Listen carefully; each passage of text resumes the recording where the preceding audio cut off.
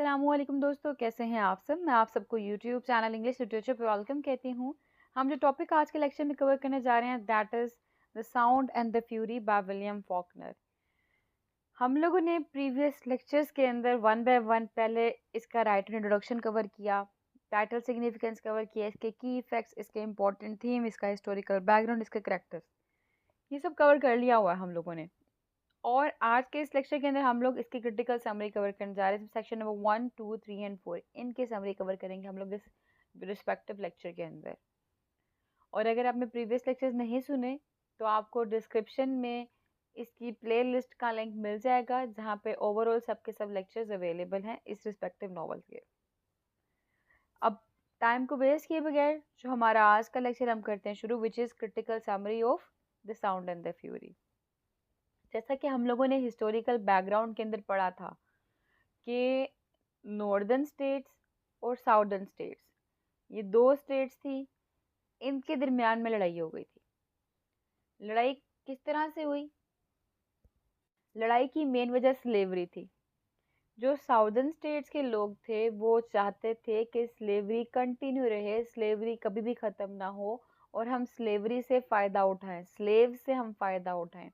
और southern state के जो लोग थे वो मोस्टली अरिस्टोक्रेटिक क्लास से बिलोंग करते थे, अपर रैंक से बिलोंग करने वाले लोग। जबकि जो नॉर्दर्न स्टेट्स के लोग थे वो चाहते थे कि स्लेवरी ख़त्म हो जाए, जितने भी स्लेव्स हैं वो फ्री हो जाए। क्लियर? अब हुआ क्या, इन दोनों के दरमियान में फाइट हुई। वो फाइट को अमेरिकन सिविल वॉर कहते हैं। वो अमेरिकन सिविल वॉर हुई। उस अमेरिकन सिविल वॉर के रिजल्ट में नॉर्दर्न स्टेट्स जीत गया, साउदर्न स्टेट्स हार गया, यानी कि स्लेव्स फ्री हो गए।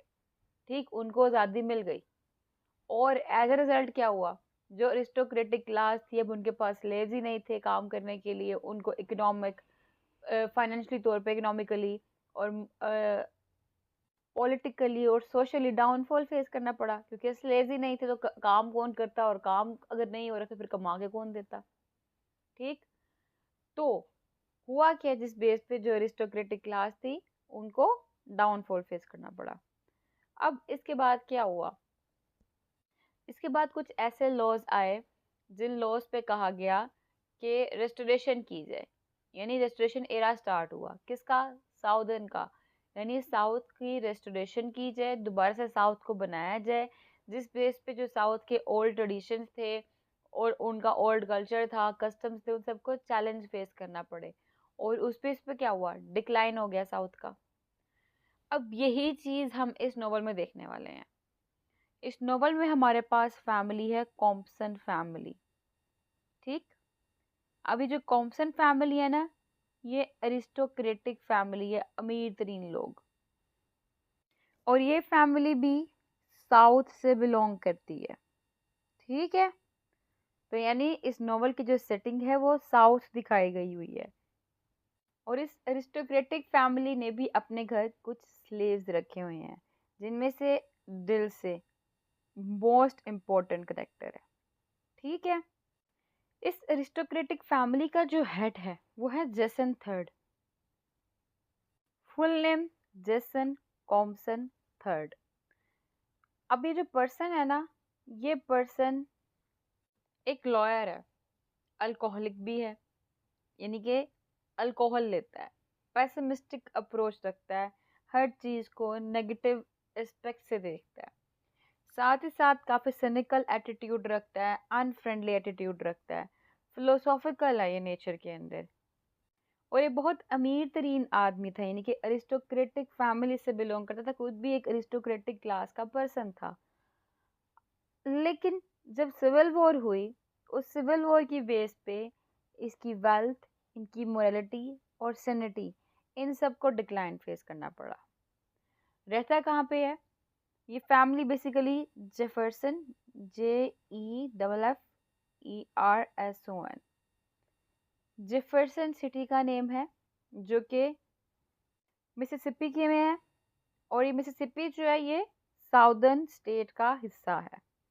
ये तो आपको क्लियर हो गया ना कि जेसन कॉम्पसन 3 कौन था, यानी कि फादर, इनका हेड। देन आती है हमारे पास कैरोलिन, कैरोलिन कॉम्पसन। ये कौन है? ये जेसन कॉम्पसन थर्ड की वाइफ है, यानी मदर का करेक्टर है ये प्ले कर रही। ये बहुत सेल्फ ऑब्सेस्ड पर्सन है जो सिर्फ और सिर्फ अपने बारे में सोचती है और अपने ही ख्यालों में खोई रहती है। इसको अपने बच्चों का कोई ख्याल नहीं, इसको अपने हस्बैंड की कोई परवाह नहीं, और इसके अलावा ये selfish means self absorbed person है जिसको सिर्फ और सिर्फ अपने बारे में ही पता है। यानी हम देख रहे हैं कि मदर का और चिल्ड्रन का गैप है यहाँ पे, कि मदर अपने बच्चों के साथ कनेक्टेड नहीं है। जो मदर का काम होता है नर्सिंग करने का वो नहीं कर पा रही। तो यहाँ पे रिलेशनशिप का हम लोगों को एक इम्पोर्टेंट थीम नज़र आएगा, फैमिली एंड रिलेशनशिप का। ये मैं थोड़ा बहुत आपका बैकग्राउंड स्टोरी का जो अंडरस्टैंड करने के लिए ना वो क्लियर कर रही हूँ। इसके बाद हम लोग सेक्शन वाइज देखेंगे। अब ये जो है ना Compson family, Jason Compson third था हमारे पास, कैरोलिन कॉम्पसन है। इनके टोटल 4 बच्चे हैं, जिनमें एक है बेंजे, दूसरी है कैडी, फिर क्विंटन और जेसन 4। ये इनके 4 बच्चे हैं। कैडी इनकी सिस्टर है और बेंजे, क्विंटन और जेसन 4 ये आपस में तीनों भाई हैं। और स्टोरी जो है वो 4 सेक्शंस की फॉर्म में नरेट की गई हुई है। फर्स्ट सेक्शन जो है वो बेंजे नरेट कर रहा है, सेकंड सेक्शन जो है वो क्विंटन नरेट कर रहा है, थर्ड सेक्शन जो है वो जेसन 4 नरेट कर रहा है, और लास्ट सेक्शन जो है उसमें ओमनिशिएंट नरेटर है। ओमनिशिएंट नरेटर मतलब जिसको सब कुछ पता हो, थर्ड पर्सन नरेटर जो होता है। क्लियर? अब जब स्टोरी शुरू होती है ना, स्टोरी का फर्स्ट सेक्शन नरेट करने वाला है हमारे पास बेंजे। बेंजे बेसिकली एक म्यूट मेंटली डिसेबल्ड मैन है जो कि टाइम की कोई भी सेंस नहीं रखता। स्टोरी जो है जब वो शुरू होती है तो स्टोरी स्ट्रीम ऑफ कॉन्शियसनेस का जो टेक्निक है उस टेक्निक को फॉलो करती है। स्ट्रीम ऑफ कॉन्शियसनेस क्या होती है? यानी स्ट्रीम ऑफ थॉट। स्ट्रीम कहते हैं नदी को, थॉट मतलब सोचें। वो सोचें जो कि दिमाग में आई जाती हैं, कभी फ्लैश बैक की फॉर्म में, कभी फ्लैश फॉरवर्ड की फॉर्म में। यानी कि कभी माजी याद आता है, कभी आगे वाला टाइम याद आता है, कभी प्रेजेंट का टाइम चल रहा होता है। कोई फिक्स टाइम नहीं होता है, लीनियर मोशन में नहीं चल रहा होता स्टोरी। आगे पीछे करके स्टोरी चल रही होती है, क्रोनोलॉजिकल ऑर्डर में नहीं चल रही होती। ठीक है, जैसे हम लोग को बैठे बैठे सोचे आ रही होती है, कभी हम लोग को शादी की सोच आ रही होगी, कभी हम लोग को किसी की जो है डेथ की सोच आ रही होगी, कभी हमारे माइंड में कोई इवेंट आ रहा होता है। मतलब वो सारे इवेंट जो माइंड में आ रहे सीक्वेंस से नहीं आ रहे होते। कभी कोई इवेंट चल रहा होता है वो किसी डेट पे हुआ होता है, कभी कोई इवेंट जो किसी डेट पे हुआ होता है। बिल्कुल ऐसे ही यहाँ पे बेंजे है, उसकी थॉट्स हैं, उसको डिफरेंट जो थॉट्स हैं माइंड में आ रही हैं। कभी कोई इवेंट जो किसी टाइम पे हुआ था, कभी कोई इवेंट जो किसी और टाइम पे हुआ था, और उसी इवेंट्स को यहाँ पे स्टोरी में नरेट किया गया हुआ है। तो एनी हाउ मैं बेंजे का आपको बता रही थी कि बेंजे का नाम बेंजामिन है, इसको बेंजे कहते हैं। अब बेंजे जो है जब स्टोरी की ओपनिंग होती है तो स्टोरी की ओपनिंग में इसकी 33rd बर्थडे है। ईस्टर से बिल्कुल एक दिन पहले 1928 का ड्यूरेशन है और 7 अप्रैल डेट है। बेंजे अपने केयर टेकर जो कि एक black teen age care taker है, उसका नाम है लस्टर, उसके साथ घर से बाहर गोल्फ के लिए निकला हुआ है, जहाँ पे वो मल्टीपल चीज़ों को देखता है और मल्टीपल चीज़ें उसको उसके पास्ट के बारे में याद दिलाती हैं। जैसे कि उसकी ग्रैंड मदर की डेथ, क्विंटन और कैडे एक दफ़ा स्ट्रीम में नदी के अंदर खेल रहे थे। फिर उसके बाद उसको याद आता है कि उसने एक दफ़ा स्कूल से गुजरते हुए एक लड़की थी उसको मारा था, उसके ऊपर अटैक किया था। उसकी बहन कैडी को वो रिकॉल करता है, उसको याद आता है कि उसने फर्स्ट टाइम एक बॉय को किस किया था और उसने फर्स्ट टाइम कब परफ्यूम लगाई थी, उसकी शादी, ये सब कुछ वो रिकॉल करता है। और उसके बाद स्टोरी जब प्रेजेंट टाइम में आती है तो उस टाइम में बेंजे जो है वो मिस क्विंटन को इंटरप्ट करता है। अब मिस क्विंटन कौन है? बेसिकली यहाँ पे मैं थोड़ी सी स्टोरी आपको बता दूँ। ये जो स्टोरी है ये सेक्शन 1 में तो डिस्कस नहीं है, लेकिन इस सेक्शन 1 को अंडरस्टैंड करने के लिए मैं आपको बता रही हूँ थोड़ा सा बैकग्राउंड। कैडी है, ठीक है, अब कैडी जो है वो एक पर्सन को पसंद करती थी। जिस पर्सन को पसंद करती थी उसका नाम था डल्टन एम्स। अब कैडी डल्टन एम्स से शादी किए बगैर ही प्रेग्नेंट हो गई। और फिर उसके बाद कैडी ने अपनी फैमिली का नेम सिक्योर करने के लिए हर्बर्ट हेड से शादी कर ली। जब हर्बर्ट हेड से शादी की तो हर्बर्ट हेड को पता चला कि कैडी प्रेग्नेंट है और जो इसके पास बेबी है वो इसका अपना नहीं है, यानी कि हर्बर्ट हेड का नहीं है, वो किसी और का है। जिस बेस पे हर्बर्ट हेड ने कैडी को डाइवोर्स दे दी थी, छोड़ दिया था उसको। और एक और बात याद रहे, कैडी जो थी ना इनकी सिस्टर, ये एक सेक्सुअली एक्टिव पर्सन थी और कैडी के इन एक्ट्स की वजह से बेंजे बड़ा रोता था। और एक और पॉइंट मैं आपको बता दूं, ये जो हर्बर्ट हेड था ना पर्सन जिसके साथ कैडी की शादी हुई थी, वो एक बैंक का मालिक था जिसने कैडी के भाई को अपने बैंक में जॉब देनी थी। लेकिन जब उसकी कैडी के बिहेवियर का पता लगा, जब उसको कैडी के इलिजिटिमेट बेबी का पता लगा, तो उस टाइम पे उसने कैडी को भी डाइवोर्स दे दी थी और कहा था कि मैं कैडी के भाई यानी कि क्विंटन को फर्दर यहाँ पे जॉब के लिए नहीं रखने वाला। उसको भी जॉब देने से रिफ्यूज़ कर दिया था। ये पॉइंट याद रखना आपने। और नेम से कंफ्यूज ना होइएगा, मिस क्विंटन डॉटर है और अकेला क्विंटन जो है वो कैडी का भाई है। और जैसे कैडी का बिहेवियर था, जिस तरह का एटीट्यूड वो रखती थी, एक सेक्सुअली एक्टिव पर्सन थी, बिल्कुल वैसे ही उसकी बेटी मिस क्विंटन भी थी। मिस क्विंटन एक आदमी जिसने रेड टाई पहनी हुई थी उसको किस कर रही थी, उस टाइम पे बेंजे वहां पे आया था और उसने उनको इंटरप्ट कर दिया था। तो मिस क्विंटन कौन हुई? ये बेसिकली कैडी की इलिजिटिमेट डॉटर हुई और बेंजे की नीस। अच्छा, इसके बाद स्टोरी में देखते हैं कि बेंजे जो है वो इंटरप्ट कर देता है मिस क्विंटन को और थोड़ी देर बाद लस्टर बेंजे को घर में ले जाता है for the sake of dinner करने के लिए, जहाँ पे उसका भाई जेसन जेसन फोर वो कौन करता है उसको तंग कर रहा होता है। लेकिन दिल से जो है, दिल से कॉम्पसन फैमिली की एक सर्वेंट है, वो उसको बहुत काइंडली ट्रीट करती है। दिल से जो है बहुत इंपॉर्टेंट करेक्टर है, ये मोस्ट पॉजिटिव करेक्टर दिखाई गया है पूरे बुक के अंदर। ये फैमिली की मिट्रार्क है। बेसिकली ये कॉम्पसन जितने भी सर्वेंट्स हैं ना उनके अंदर एक डोमिनेंट करेक्टर है। ये ना सिर्फ स्टेबल फोर्स रखती है कॉम्पसन चिल्ड्रन की लाइफ के अंदर, बल्कि साथ ही साथ इसने उनकी अपब्रिंगिंग के अंदर भी इम्पोर्टेंट रोल प्ले किया है। यानी जो मिसेस कॉम्पसन है वो तो अपने बच्चों की अपब्रिंगिंग नहीं कर पाई, लेकिन ये दिल से हैं जिन्होंने इन चारों के सारे बच्चों का ख्याल रखा और इनको रेस किया। और अगर हम दिल से के कैरेक्टर की बात करें तो ये सिंबल ऑफ होप है। ठीक किस तरह से? क्योंकि जितने भी ओल्ड साउदर्न वैल्यूज़ थे, जैसे कि फैमिली हो गया, करेज हो गया, रिलीजियस फेथ हो गया, ये उन सब वैल्यूज़ को मेंटेन करने वाली पर्सन थी। और जो दूसरे वैल्यूज़ जैसा कि करप्शन, जो कि कॉम्पसन फैमिली के अंदर नज़र आई हम लोगों को, सेल्फ ऑब्जर्वेशन नज़र आई, ये उन सबको अवॉइड कर दी थी। तो इस करेक्टर के थ्रू फॉकनर जो है वो होपफुल है, किसके लिए? साउथ के लिए।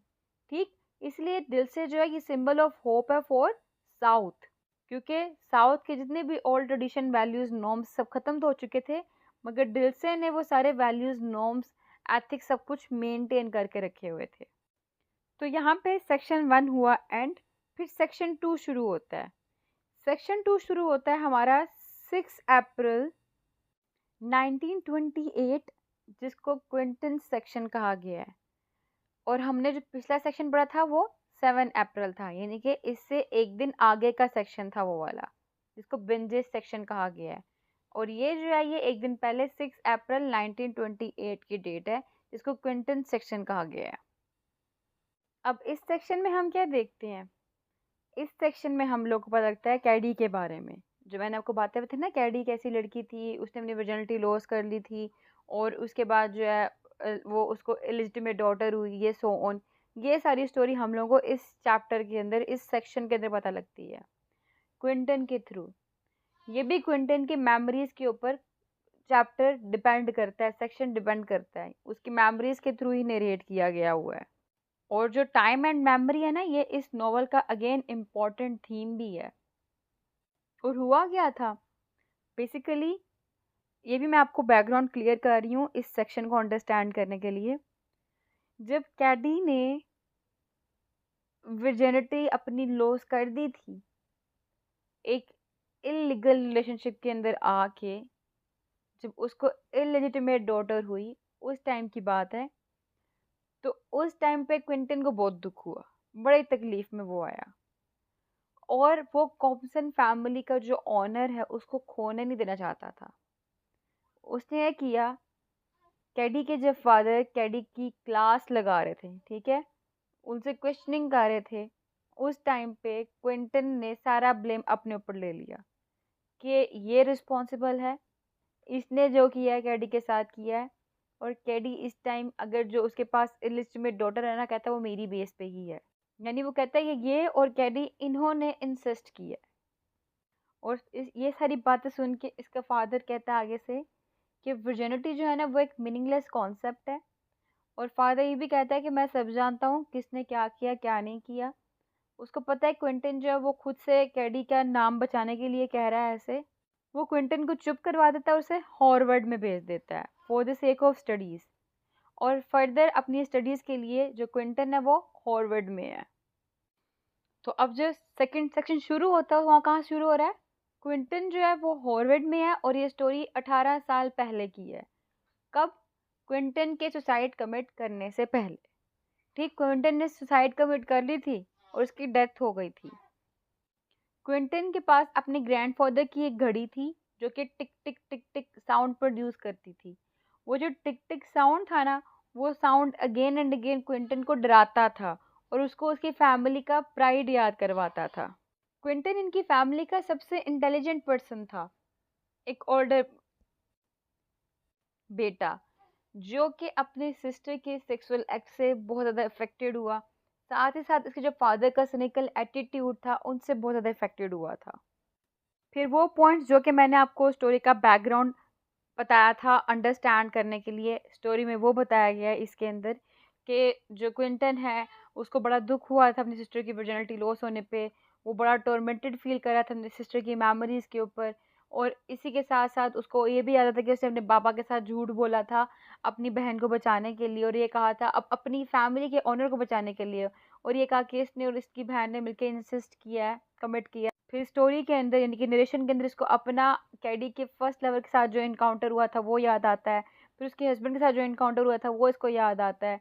इसको अपने फादर के वर्ड याद आता है कि virginity is a meaningless concept. लेकिन जब स्टोरी प्रेजेंट एक्शन में आती है और क्विंटन के पास वो जो घड़ी थी ग्रैंडफादर वाली जो इनकी फैमिली का प्राइड याद करवाती थी, वो घड़ी क्विंटन तोड़ देता है। क्विंटन वो घड़ी तोड़ता है लेकिन वो घड़ी स्टिल टिक टिक टिक कर रही होती है। और उसी के साथ साथ क्विंटन जो है वो एक ब्रिज के पास खड़ा होता है और मौत के बारे में सोच रहा होता है। लेटर ऑन वो एक यंग इटालियन गर्ल को ब्रेड खरीद के देता है। जब वो उसको ब्रेड खरीद के देता है तो उसके बाद उस लड़की के भाई जो है वो क्विंटन को मारते हैं। फिर क्विंटन एक हार्वर्ड बॉय के साथ राइड करता है, देन क्विंटन उस हार्वर्ड बॉय को मारता है। उसके बाद क्विंटन जो है वो हार्वर्ड वापस आता है और वो उस घड़ी को छोड़ देता है, वो घड़ी जो कि इनकी फैमिली वॉच थी ग्रैंडफादर की, और उसको छोड़ के चला जाता है। एंड देन क्या करता है, ये सुसाइड कमिट कर लेता है। और इसी के सुसाइड के साथ जो सेक्शन 2 है वो भी एंड हो जाता है। सेक्शन 3 पे जाने से पहले अगर हम सेक्शन 1 एंड सेक्शन 2 को देखें तो हमने देखा दोनों सेक्शंस के अंदर मेमोरीज का रोल बहुत ज़्यादा डोमिनेंट है, टाइम का रोल डोमिनेंट है, रिलेशनशिप दिखाया गया है यहाँ पे। और रिलेशनशिप कैसे का है, फैमिली के अंदर ब्रोकन रिलेशनशिप है। और इनके अंदर जो नरेशन की गई है ना वो हाईली फ्रेगमेंटेड और डिसऑर्गेनाइज्ड फॉर्म में की गई हुई है। और अगर हम फर्स्ट पार्ट की बात करें जिसमें जो बेंजे के नरेशन है, बेंजे की जो मेमोरीज है उन सबको, उनके अंदर हम लोगों को नजर आता है कि उसके अंदर कोई भी कोहेरेंट अंडरस्टैंडिंग नहीं है टाइम की। और बेंजे को जितनी भी मेमोरीज आती हैं वो सब की सब सेंसरी एक्सपीरियंसेस जैसे कि साउंड्स और स्मेल्स, इन सब से आती हैं, इन सबको देख के आती हैं। तो इन शॉर्ट जो सेक्शन 1 था ना वो कॉम्सन फैमिली की जो ट्रेजिक इवेंट्स थे उनको शेप आउट कर रहा था, जिसमें दिखाया गया था कि कैसे वंस ग्रेट सोशल स्टैंडिंग जो थी इनकी फैमिली की, वो डिक्लाइन हो गई थी। और इनका जो फैमिली के सीक्रेट्स थे उनके ऊपर क्या इम्पैक्ट हुआ था, ये सेक्शन 1 में था। सेक्शन 2 में हम लोगों ने देखा जो इनका एल्डेस्ट सन था क्विंटन, वो अपने inner conflicts, sense of doom और अपनी सिस्टर के साथ ऑब्सेशन की बेस पे टॉर्मेंटेड फील कर रहा होता है। वो अपनी सिस्टर को बहुत पसंद करता था, लेकिन जब उसकी सिस्टर वेडलॉक के बगैर ही प्रेग्नेंट हो गई और उसकी फैमिली ने उसको डिसऑन कर दिया, तो इस बेस पे उसको काफ़ी ज़्यादा अगेन टॉर्मेंटेशन हुई, टॉर्मेंटेड फील किया उसने।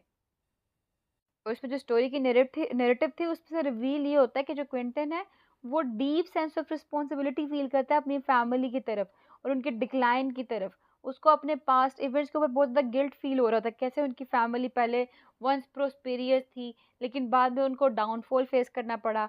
वो अपने ऑनर की, फैमिली के ऑनर को ही तो सेव करना चाहता था, लेकिन वो अपने फैमिली के ऑनर को सेव नहीं कर सका। क्यों? कैडी को फिर भी निकाल दिया गया और उसके बाप ने उसकी बात नहीं सुनी थी। तो इन शॉर्ट जो ये सेक्शन था, ये सेक्शन बेसिकली इसका अपना क्विंटन का इसके फादर के साथ जो कॉम्प्लिकेटेड रिलेशनशिप है उसको एक्सप्लोर कर रहा था। साथ ही साथ जो इनकी प्रीऑक्यूपेशन थी साउदर्न ऑनर के साथ और फैमिली रेपुटेशन के साथ, उसको भी एक्सप्लोर कर रहा था। ये था सेक्शन 2। सेक्शन 3 में क्या होता है? सेक्शन 3 की नरेशन करता है जेसन कॉम्पसन 4। और इस सेक्शन की जो नरेशन की डेट है वो है 6 अप्रैल 1928, जिसका नाम है जेसन सेक्शन। और ये सेक्शन बिल्कुल वही डेट है जो कि क्विंटन की सेक्शन की डेट थी। अब जो जेसन 4 है ना, ये एक straight forward kind of person है। ये कैडी को पसंद नहीं करता। कैडी को क्यों पसंद नहीं करता? वही पॉइंट जो मैंने आपको पहले बताया था कि कैडी का बेसिकली रिलेशनशिप था डल्टन एम्स के साथ और शादी से पहले ही वो प्रेग्नेंट हो गई। उसने फिर हर्बर्ट हेड से शादी कर ली थी, लेकिन जब हर्बर्ट हेड को पता लगा था कि कैडी की ऑलरेडी इलिजिटिमेट चाइल्ड है, यानी कि जो प्रेगनेंसी है ये इससे नहीं है किसी और से है, उसने डिवोर्स दे दी थी। अब ये हर्बर्ट हेड था ना, इसने बेसिकली जेसन फोर्ड से, ये पॉइंट याद रखना, जेसन फोर्ड से प्रॉमिस किया था कि उसको ये जॉब देगा अपने बैंक में। लेकिन जब इसको पता लगा कैडी के बारे में, तो इसने कैडी को डिवोर्स दे दी और जेसन फोर को भी जॉब देने से रिफ्यूज कर दिया था। ठीक, उसको जॉब नहीं दी थी और ये समझता था कि इसको जो जॉब नहीं मिली वो कैडी की वजह से नहीं मिली, इसलिए उसने कैडी से नफरत करना शुरू कर दी थी। एनी हाउ जो जेसन फोर है ये एक बिटर और रिजेंटफुल भाई था क्विंटन का और बेंजे का। जेसन सिर्फ और सिर्फ ये वो बहुत कॉम्सन था अपनी फैमिली के अंदर जो अपने घर पे रहा था। इसने बेंजे का भी ख्याल रखा था और मिस क्विंटन का भी ख्याल रखा था। मिस क्विंटन कौन थी? इसकी नीस, जो कि कैडी की इलिजिटिमेट डॉटर थी। अच्छा, अब फिर से स्टोरी को अंडरस्टैंड करवाने के लिए मैं आपको बता रही बातें। जब कैडी के फादर ने क्विंटन की बात नहीं सुनी थी और क्विंटन को हार्वर्ड भेज दिया था for the sake of studies, उस टाइम पे कैडी को डिसऑन कर दिया गया था, यानी कि घर से निकाल दिया गया था। अब कैडी घर से चले गई। अब कैडी की बेटी कैडी के पास नहीं है, कैडी की बेटी क्विंटन फैमिली में ही रह रही है, ये कॉम्सन फैमिली में ही रह रही है। कैडी जो है वहां से चले गई, लेकिन कैडी अपनी बेटी के लिए पैसे भेजा करती थी और वो पैसे किसके पास जा रहे हैं? जेसन फोर के पास जा रहे हैं। क्लियर? अब होता है क्या, अब स्टोरी देखें ज़रा। स्टोरी में ये हो रहा है कि जो जेसन फोर है वो एक फार्म सप्लाई स्टोर पे काम कर रहा है और कैडी अपनी बेटी के लिए पैसे भेजती है और जेसन फोर वो पैसे चोरी कर करके अपने पास रखी जाता है। और फिर स्टोरी में ये बताया गया है जेसन फोर की मेमोरीज, कि उसको वही पास्ट याद आता है, उसको बड़ा गुस्सा आता है कैडी के ऊपर कि कैसे उसके हस्बैंड ने मुझे जॉब दी थी लेकिन उसके बाद उसने उसे जॉब देने से इनकार कर दिया, वापस ले ली थी। जब उसको इलिजिटिमेट चाइल्ड का पता लगा था उसने डिवोर्स दिया था उसको। फिर एक्शन जो प्रेजेंट टाइम में आता है जहाँ पे जेसन फोर मिस क्विंटन से बहस कर रहा होता है और साथ ही साथ इसको मिस क्विंटन के लवर का पता लगता है, ये उनको पीछा करता है। वहाँ पे इनको ये जेसन को उसके लवर और क्विंटन मिलती हैं, लेकिन जो मिस क्विंटन और उसके लवर हैं वो जेसन को वहीं पे छोड़ के चले जाते हैं वहाँ से। जेसन बाद में घर वापस आता है और घर आके क्विंटन से अगेन आर्ग्यू शुरू कर देता है डिनर के टाइम पे। और डिल्से और लेस्टर ये दोनों काफ़ी ज़्यादा टॉर्मेंट फील कर रहे होते हैं उस टाइम पे। और डिल्से और लेस्टर कौन है? ये दोनों उनके घर में सर्वेंट्स हैं। डिल्से एक फीमेल सर्वेंट है और लेस्टर जो है वो उस फीमेल सर्वेंट का ग्रैंड सन है।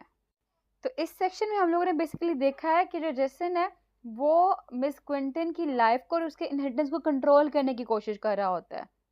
इसके बाद लास्ट है सेक्शन जो कि ओमनिसिएंट नरेटर है उसका, जिसकी डेट है 8 अप्रैल 1928। इसको दिल से सेक्शन कहा गया है। ये जो सेक्शन है ये दिल से के पर्सपेक्टिव से नरेट किया गया है। दिल से एक अफ्रीकन अमेरिकन सर्वेंट है कॉप्सन फैमिली की। दिल से जो है एक स्टेबल और कंपैशनेट फिगर क्रिएट की गई है, यहाँ पे पोर्ट्रे की गई हुई है, जो कि जितने भी क्योस और डिसफंक्शन है कॉम्पसन फैमिली की उसको कंट्रोल करने की, इसको ठीक करने की कोशिश कर रही होती है। ये इस through and through family members को केयर और सपोर्ट प्रोवाइड करती है, और साथ साथ जो फैमिली के अंदर फ्लॉज हैं और जो उनकी डिसइंटीग्रेशन है ये उनके बारे में भी जानती है, अच्छे से जानती है। तो एनी हाउ इस सेक्शन में क्या होता है, ये सेक्शन ब्रिंजे के सेक्शन के बिल्कुल एक दिन बाद शुरू होता है, जिसमें जो दिल से है वो ईस्टर संडे के लिए पूरे घर को तैयार कर रही होती है। जेसन फोर जब वो उठता है तो देखता है मिस क्विंटन भाग चुकी है घर से, और जितने भी जेसन फोर के पास पैसे थे ना वो लेके भाग गई है। अब पैसा तो बेसिकली वो मिस क्विंटन का ही था जो जेसन फोर ने इकट्ठा किया हुआ था। अब हुआ क्या, वो पैसे लेके भाग गई। इसके बाद जेसन जो है वो जल्दी जल्दी निकलता है उसकी तरफ, उसको ढूंढने की तलाश में। लेकिन वहां ढूंढने के लिए उसके बाद क्या, दूसरी तरफ जो दिल से है लेस्टर और बेंजे है वो तीनों के तीनों चर्च की तरफ जाते हैं अपनी ईस्टर की सर्विसेज के लिए, क्योंकि ईस्टर का इवेंट था इसलिए वो चर्च में सर्विसेज के लिए जाते हैं। दूसरी तरफ जेसन फोर वो कहाँ पे गया, वो पुलिस के पास गया हेल्प के लिए, लेकिन पुलिस ने उसको हेल्प से रिफ्यूज कर दिया। जब पुलिस ने उसकी हेल्प से रिफ्यूज कर दिया तो वो खुद ही मिस क्विंटन को ढूंढने के लिए निकल गया दूसरे टाउन में। जब वो दूसरे टाउन में गया तो वहां पे एक ओल्ड मैन जो है जेसन फोर के ऊपर अटैक करता है, जिस वजह से वो मिस क्विंटन को नहीं ढूंढ पाता। दूसरी तरफ जो लेस्टर है वो ब्रिंजे को एक कैरियज राइड की तरफ लेके जाता है, मगर जो उसने प्लान किया था कि वो उसको राइड करवाएगा जिस तरह से, वो उस तरह से उसको राइड नहीं करवा पाता, और जो ब्रिंजे है वो रोना शुरू कर देता है, यानी कि ऊंचे चिल्लाना शुरू कर देता है। जब विंटर चिल्लाता है वहां पे जेसन नजर आता है, यानी कि जेसन वहां पे अपेयर होता है। जब जेसन वहां पे अपेयर होता है वो आके लेस्टर और विंजी की पिटाई करता है, उनको मारता है, और उसके बाद जो है वो उनको लेस्टर विंजी को लेके फिर से केयरफुल एटीट्यूड दिखा रहा होता है। और जब लेस्टर यूजुअल पाथ के ऊपर अपेयर होता है वहां पे विंजी जो काफी ज्यादा काम फील करता है अगेन, और अगेन वो फील करता है कि सब कुछ वापस ऑर्डर में आ चुका हुआ है, और बिंजे का काम होना और ये फील करना सब कुछ ऑर्डर में आ चुका है। ये जो लास्ट एंडिंग है वो सिंबलाइज ये करे कि होप है कि जो साउथ था उसके जो ओल्ड ट्रेडिशंस ओल्ड वैल्यूज खत्म हो चुके थे वो दोबारा ऑर्डर में आ चुके हैं, दोबारा वापस आ चुके हैं। ये लास्ट सेक्शन जो है वो बेसिकली ओल्ड साउथ के वापस आने की होप को सिंबलाइज कर रहा होता है। यहाँ पे सेक्शन एंड होता है। इसके बाद अपेंडिक्स है। अपेंडिक्स के अंदर हम देखते हैं कि फॉकनर जो है वो कॉम्पसन फैमिली की पूरी हिस्ट्री और उनकी फेट को नॉवल में बताता है, और इसके बाद क्या होता है दिखाया जाता है कि कैरोलिन की डेथ हो जाती है। जब कैरोलिन की डेथ होती है तो जेसन जो बिंजे को ना एजलम में भेज देता है और कॉम्पसन हाउस को वो बेच देता है।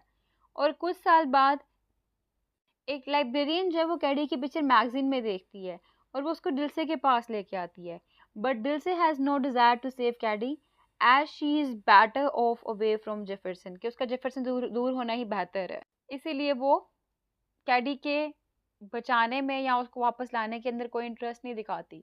क्यों? अब ये चीज़ कि उसका जेफरसन से दूर होना ही बेहतर है इंडिकेट कर रहा है अगेन कि जेफरसन में सेल्फ अब्जॉर्प्शन थी, कोई फैमिली रिलेशनशिप नहीं था, गैप था, और जितनी भी वो साउथ ओल्ड साउथ ट्रेडिशन से उनका डिक्लाइन हो चुका हुआ था। ठीक, ये सारा कुछ था वहाँ पे। अगर उनसे दूर होना बेहतर है मीन्स इंडिकेट कर रहा है कि ये सारी नेगेटिविटी से दूर होना बेहतर है। पॉजिटिविटी का आना अच्छा है, होप का आना अच्छा है, और ओल्ड साउथ दोबारा वापस आ सकता है। यहाँ पे ये चीज़ इंडिकेट कर रही है। तो ओवरऑल हमने देखा यहाँ पे time, memory, family dynamics, the decline of old south, ये इंपॉर्टेंट थीम्स अब तक हाईलाइट किए गए इसके अंदर। साथ ही इसके अंदर हम लोगों ने देखा और इनोवेटिव नैरेटिव टेक्निक यूज़ की गई इसके अंदर, स्ट्रीम ऑफ कॉन्शियसनेस का यूज़ किया है इसके अंदर। जो कॉम्पसन फैमिली उनकी हाउंटिंग काइंड ऑफ ट्रेजिक हिस्ट्री दिखाई गई है, उनका स्ट्रगल जो पास्ट के साथ है वो दिखाया गया है। That's all. तो आई होप कि आपको वीडियो पसंद आई होगी, स्टोरी की समरी क्लियर हो चुकी होगी। वीडियो पसंद है वीडियो को लाइक भी करिएगा, कमेंट में अपना ओपिनियन भी शेयर करिएगा। हमारे चैनल को सब्सक्राइब करना मत भूलिएगा। दुआ में खास याद रखिएगा। Stay tuned with us, take care.